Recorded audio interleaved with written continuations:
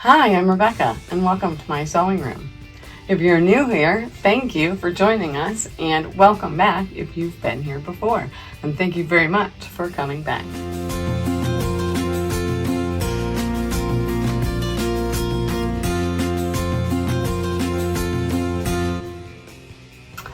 Today, I am making a skirt, and I would like to try and show you, but I don't have a very good angle.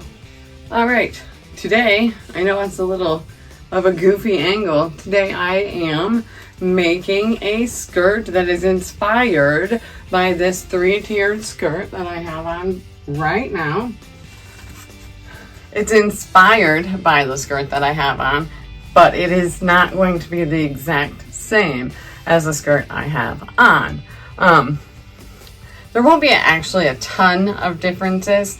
The length is going to be quite similar. The size is going to be quite similar.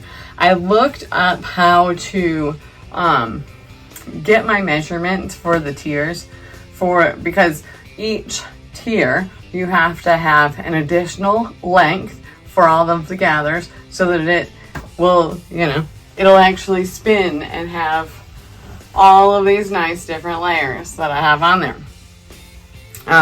So I looked that up, so I'm not sure it's quite the exact same ratio for waist size times whatever number they chose when they made this.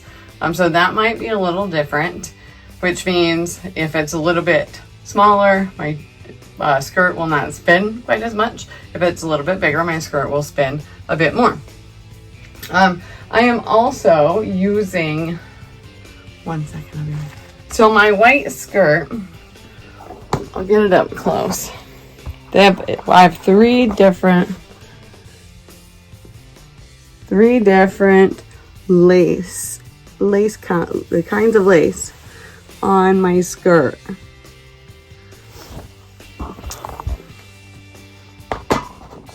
Since there's 3 kinds of lace on my white skirt, I was planning to do it the same way. But when I went to the store, I had a brain fart and I only got 2 different laces. However, I got enough of this thinner one that I will do my top tier and my middle tier will be trimmed in the smaller lace, which looks like this. Kind of hard to see the detail since it's black, but it's kind of a rope lace. I also like the idea different from this one because the second tier has lace that has holes in it, basically. It's not solid or almost solid like this one is. So air gets through, which is really nice for a white skirt in the spring and summer because it helps with extra airflow since this is a really long maxi skirt. However, with the black, I will 100% be wearing this in the fall and winter as well, and I don't know that I really want that much airflow in a skirt in the fall and winter because it gets cold. So I am kind of happy that I have that and it won't, there won't be holes in it. The bottom, I'm trying to get it open, the bottom lace does have openings in it. Right here. I think it's really cute. It's actually quite similar to the lace on the bottom of this skirt. So this one here is upside down as you're seeing it, but it's got this little flower motif and I really like the scalloped edge. Well, this has a sort of scalloped edge as well. No flower, but I like all of the loop-de-loops. That's kind of fun. So I got 2 rolls of that for the bottom tier. The waistband is going to be a little bit thicker. I have 1.5 inch elastic for the back. So the waistband in the back is elastic with a casing, and then the front is just a regular non-interfaced waistband. So I'm going to do the same way because I like the flat waistband in front, but I also like the stretch with the elastic. So I am just going to do that in the back. I already have all of my measurements figured out.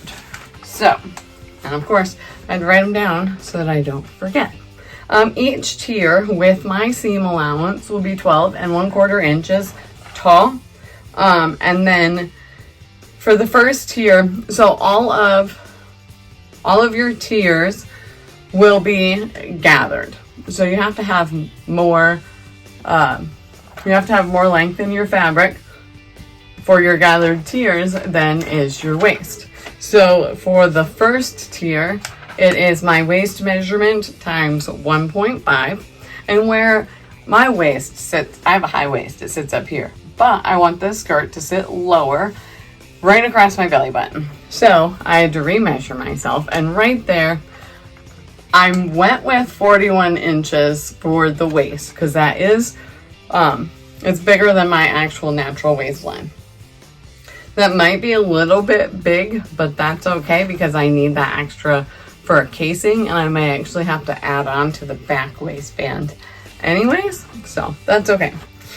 So my waist times 1.5, that's 61.5 inches for my tier, plus the seam allowance. I didn't add the seam allowance into the measurements for the tiers, because depending on, my fabric is only 36 inches wide. So I'm going to need at least 2 panels for each tier of my skirt. So I'll have to add an inch on each panel for the seam allowance. And I don't know exactly how many panels I'm going to need because I just haven't done that math.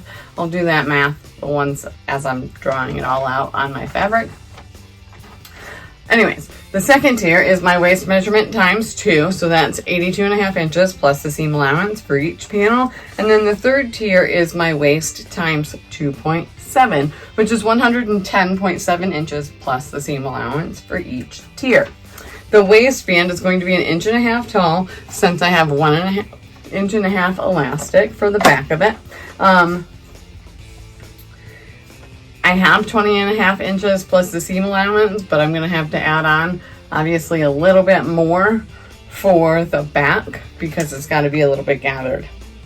Overall, I don't know how much fabric I am going to use, how much yardage I'm going to use, but what I am using is just this black cotton. This is my first homemade tiered skirt. I'm doing this without a pattern, so I just got some cheap cotton fabric at Walmart, and I knew I wanted to make a black skirt, so black works. I do have 6 yards.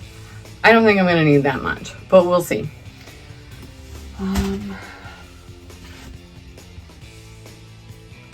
I think that's it. So I'm going to go ahead and get all of my pieces marked out on my fabric and cut, and then I will be back. Okay. I have all of my skirt cut out and ready to go. Normally I would be pressing the waistband and probably working on that first, but I'm going to get all of the tiers sewn together, because they all have at least 2 panels that I have to sew in there, and I'm also going to get them connected with their lace. And then I will do the waistband and get all of that figured out, figure out how I'm gonna put that together. So I'm gonna go ahead and I have all of my pieces marked. They all have a letter on them. So there we go. This is a T for the top. This has a T for the top. That also marks my wrong sides because there's absolutely no difference on the sides with this. It's just a basic cotton fabric, so there's no different sides on it. So those would be my wrong sides, so I know what sides I can put together. So I'm going to go ahead and do that, and I'll be back. Well, I'll go ahead and put the panels together and put in my gathering stitches for at least the top one. I might do this tier by tier. I'm not sure. It's going to depend on how I have to attach the, I'll probably put them all together, gather them all, and then be back to add the lace. Okay, so I was going to come back and show you how I added the lace, but I'm just going to tell you because you hadn't really been able to see anything anyways. So the skirt itself, without the waistband, is pretty much complete. My gathers aren't completely even on each tier, but I'm really not too worried about it. I think it'll look just fine. So it's kind of hard to tell with the solid lace, but then I've got that lace there at the bottom. So all I did with this one is I just literally have a straight stitch. I don't think you can see it. I have a straight stitch all the way down, quarter inch, maybe 3/8 of an inch from the actual end of the fabric.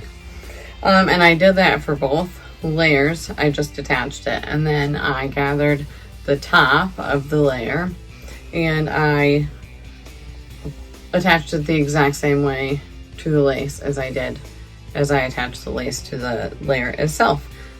So now, and that's where I'm at. Really, it didn't take too long. Now it's time for the waistband. So I have two pieces. Let me see. I have a back waistband. That will be an elastic casing. Hold on a second. I think I'm gonna have to cut a piece bigger than this because I think I measured wrong. I need it to be a bit longer than this. Probably about 4 inches longer than this, so I can have some gathers in that part and it'll stretch for the elastic. This is my front waistband. It is half of the waist here, so I will end up folding this in half and attach my skirt to the waistband. So once I fix this piece, get a bigger piece. Okay, I have both my waistbands cut out, back, front. I'm going to sew down this edge on both of them, and I'm going to lay my front one aside.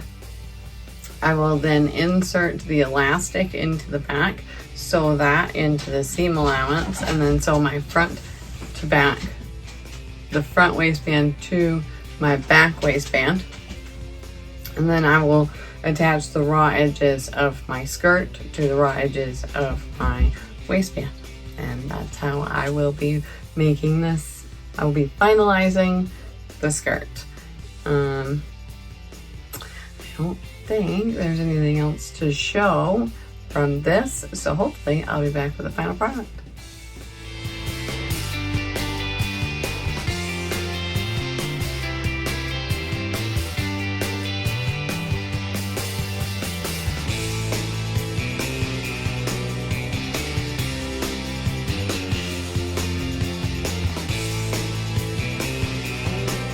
I've had my skirt completed for a couple weeks, and I have been wearing it because I do really like these skirts. One thing I realized like right away the first time I wore it is the top two tiers with this really thin and not see-through lace, more like the rope. It's very stiff. I didn't think about how stiff it was when I bought it and how much it would make the tiers not flow like they do on the white skirt. So I learned from that. So when I do make another one, because I do really like this kind, I will double check the kind of lace that I'm buying. However, I don't hate how it stands out. And over time, I've washed it, I think twice now. So over time, it has softened up a little bit. It's more pliable. So who knows, maybe throughout wear, it will be even softer and hang or drape more like my other skirt. I was kind of worried about the lace on the bottom because this drags unless I pull it up higher. So I was kind of worried about it becoming unraveled or looking really ratty and bad, and it actually nothing has happened to the lace while I've been wearing it. And turns out the last time that I wore it, I played tennis with my family and I fell and messed up my knee. The fabric didn't rip, which I'm really glad about because I'm just now doing the reveal. So it's a good, thick, heavy-duty fabric. Even running in this didn't get tangled around my legs, because I was chasing after some tennis balls like crazy, which is how I got hurt. So it worked out really well for that. What else? Oh, this fabric loves lint and thread and dog hair. So probably was not the best choice to get this black fabric. Something that doesn't grab onto all of that stuff would have been better, but for a Jeep cotton skirt that I'm for the most part wearing around the house or doing my errands around town, no problem. So overall, I really liked the skirt. I hope you enjoyed watching it. I didn't do a whole ton of tutorial because black on black is so hard to see. I realized that it was even hard for my own eyes to see, so it'd be ridiculously hard for the camera to pick up. So unfortunately, you didn't get a lot of actually me showing you, but you can figure it out, I'm sure. There's probably other tutorials online, and when I do another skirt in a different color, it'll be on here, so you'll be able to get that video too. And I'll probably actually change a little bit because I elongated the back waistband because I didn't think it would be big enough. And I used the exact measurements and all of that, and it ended up being a little bit too big. So I did have to take in, and I didn't really take it in. I kind of just folded it over. I actually took in the front waistband, not the back. Yeah, but the elastic sits right where it's supposed to. So for some reason, the front waistband ended up being longer. So I took that in an inch on each side. But other than that, everything else stayed the same. So thank you for watching, and come back next time. Don't forget to like and subscribe, like the video and subscribe to my channel. Have a good day.